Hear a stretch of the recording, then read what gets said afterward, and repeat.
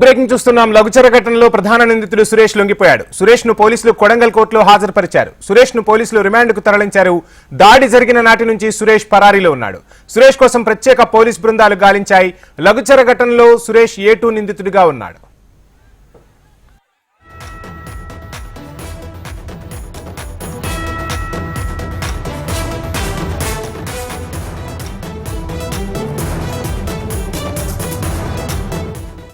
లఘుచర్ల ఘటనలో ప్రధాన నిందితుడు సురేష్ లొంగిపోయాడు. సురేష్ ను పోలీసులు కొడంగల్ కోర్టులో హాజరుపరిచారు. సురేష్ ను పోలీసులు రిమాండ్ కు తరలించినట్టుగా తెలుస్తుంది.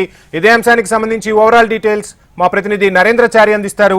నరేంద్రచారి, చూస్తున్నాం రాష్ట్ర రాజకీయాన్ని ఒక రకంగా ఈ ఘటన షేక్ చేస్తుంది. అందులోనూ A2గా ఉన్న నిందితుడు లొంగిపోయినట్టు తెలుస్తుంది. ఓవరాల్ డీటెయిల్స్ ఏంటి? వంశీ, గత వారం రోజులుగా తప్పించుకొని తిరుగుతున్నటువంటి లఘుచర్ల ఘటనలో A2 ముద్దాయిగా ఉన్నటువంటి సురేష్ కొడంగల్ మెజిస్ట్రేట్ ముందు లొంగిపోయినట్టు తెలుస్తా ఉంది. అతనికి 14 రోజుల కస్టడీ విధించినట్టుగా తెలుస్తుంది. 14 రోజులుగా రిమాండ్ విధించినట్టుగా సమాచారం ఉంది. ప్రస్తుతానికి గత వారం రోజులుగా ఈ సురేష్ పోలీసుల నుంచి తప్పించుకొని తిరుగుతున్నాడు.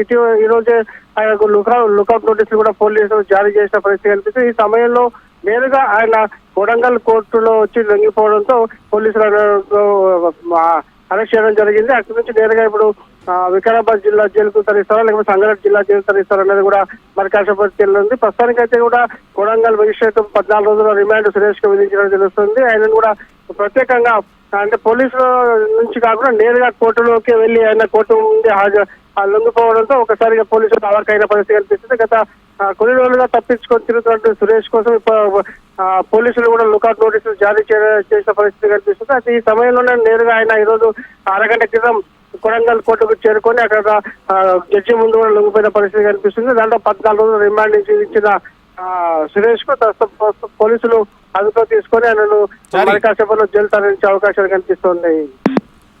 చూస్తున్నాం, ఒకవైపు లఘుచర్ల ఘటన ఢిల్లీకి చేరుకుంది. అక్కడ SC/ST జాతీయ కమిషన్ ని కూడా నేతలు కలుస్తున్నారు. ఈ నేపథ్యంలో సురేష్ లొంగిపోయారు. కేసులో ఏ విధమైన పరిణామాలు చోటు చేసుకునే అవకాశం ఉంది? ఏమైనా పోలీసుల నుంచి లేటెస్ట్ అప్డేట్స్ అందుతున్నాయా?